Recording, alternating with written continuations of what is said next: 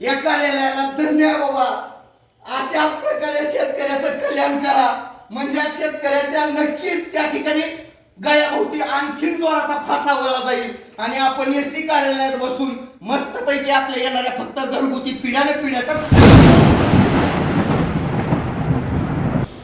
नमस्कार.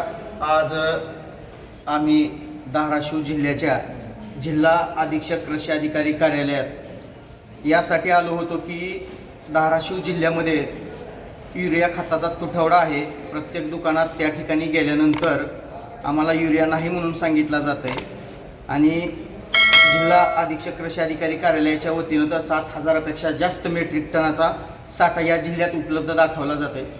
ते कुठं आहे, काय आहे याची भेट घेऊन चर्चा करण्यासाठी आज आम्ही या ठिकाणी आलो होतो. पण या ठिकाणची वस्तुस्थिती अशी आहे, 1:50 हे कार्यालय संपूर्णपणे ओस पडलेलं होतं. त्याच्यामुळं आमची या ठिकाणी येऊन खूप मोठी निराशा झालेली आहे.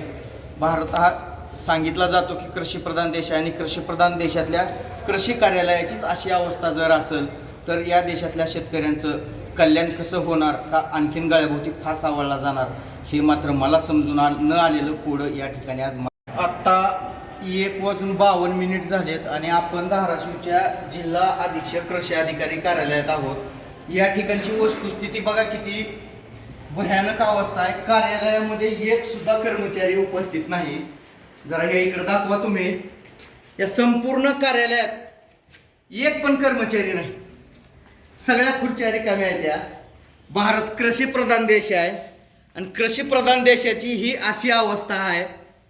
कसं शेतकऱ्याचं कल्याण व्हायचं. या ठिकाणी बघा, संपूर्ण खुर्चीवर एक पण कर्मचारी नाही. भारत कृषी प्रधान देश आहे आणि कृषी प्रधान देशातल्या कृषी कार्यालयाची अवस्था ही आहे.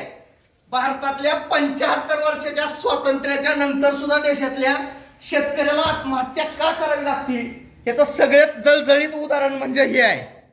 एवढी मोठी मानसिकता, एवढी उदासीनता या कर्मचाऱ्याची आपल्याला या ठिकाणी दिसून येते. मित्रांनो, खरंच या कार्यालयाला धन्य आहे बाबा.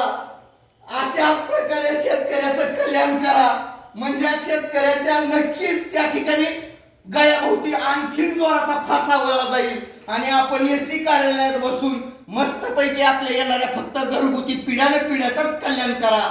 शेतकऱ्याचं कल्याण काय या देशात होणं शक्य नाही.